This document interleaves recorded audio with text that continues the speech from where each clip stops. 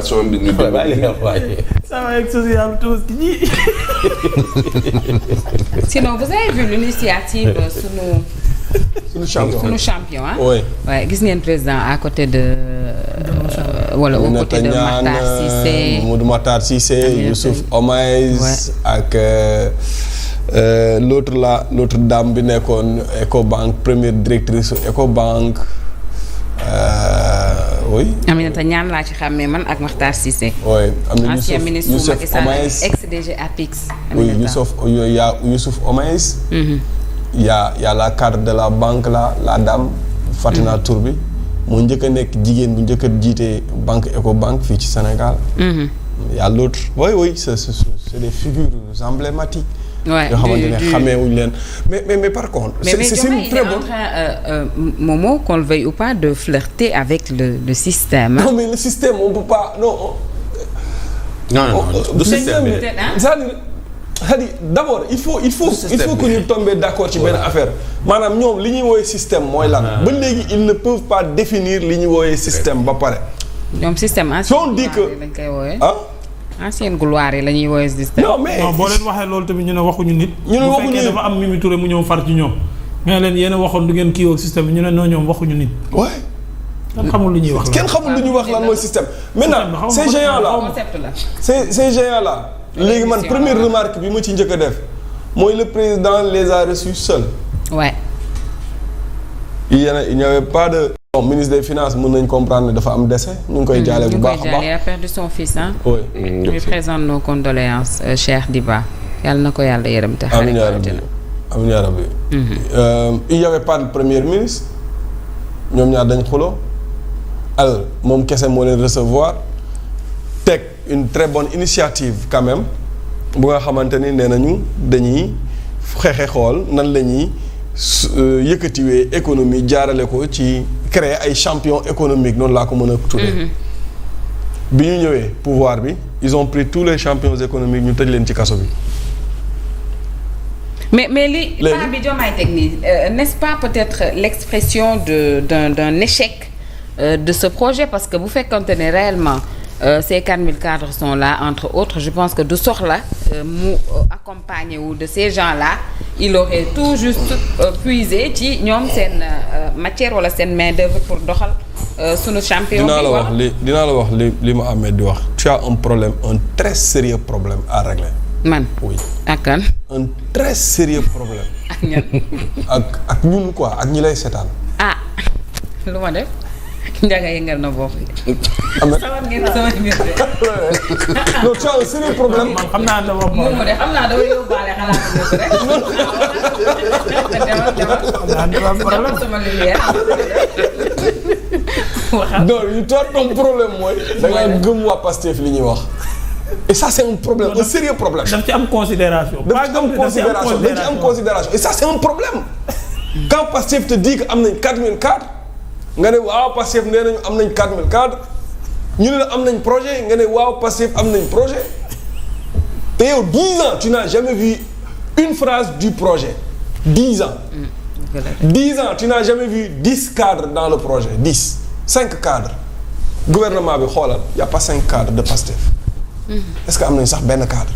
man xaw ma am problème donc loolu soo ko gëmee bu ñu la waxee da nga naan non gars yi nee nañ am nañ cadre toujours da ngay delluwaat ci gars yi nee nañ c'est-à-dire amuñu cadre amuñu projet loolu da nga ko bëgg dama il faut nga dindi ko sa bopp bi. pour nga mën a avancer rek non waaw d'accord léegi ñoom bi ñu ñëwee dañoo jël ñoom bi ñu ñëwee ils ont pris tous les champions xoolal na fi ils ont perdu 2 ans ils ont pris tous les champions économiques ñu tëj leen ci biir kaso bi.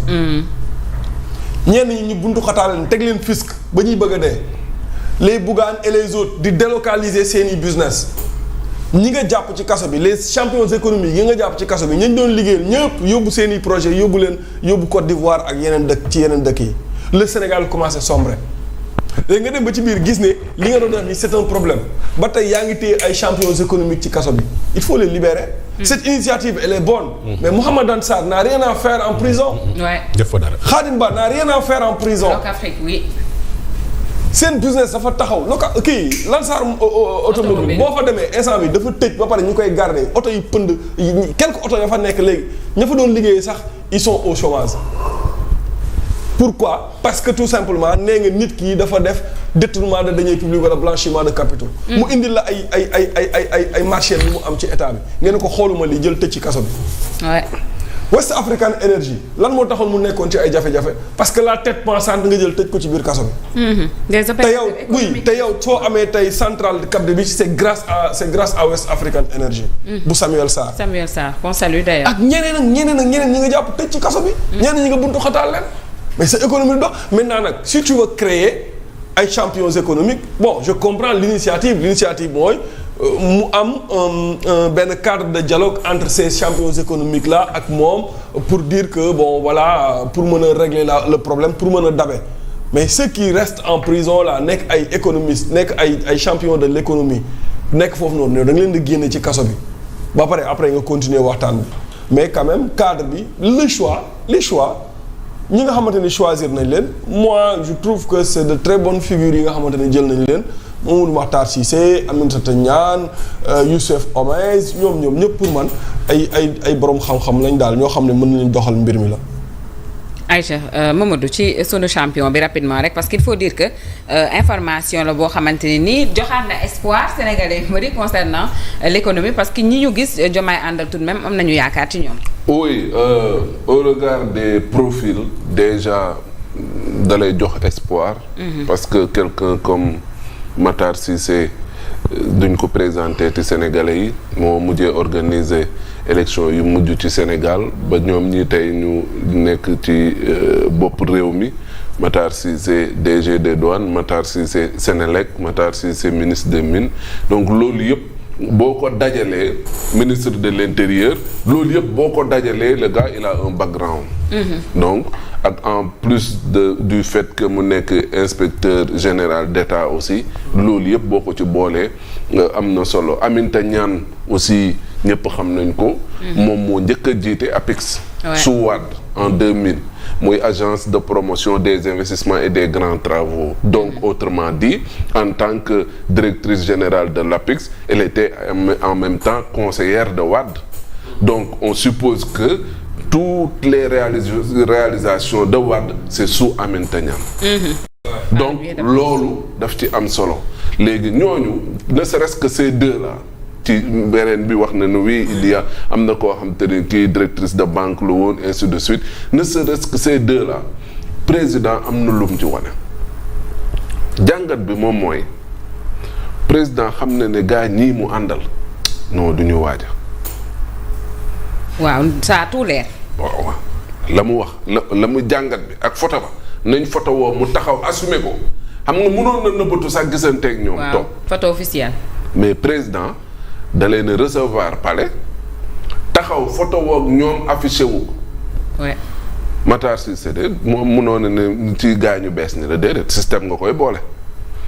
Aminata Niane système nga koy boole et je dois rappeler que Aminata Niane moom mooy promotrice su les sphères de Diamniadio ak société en vol.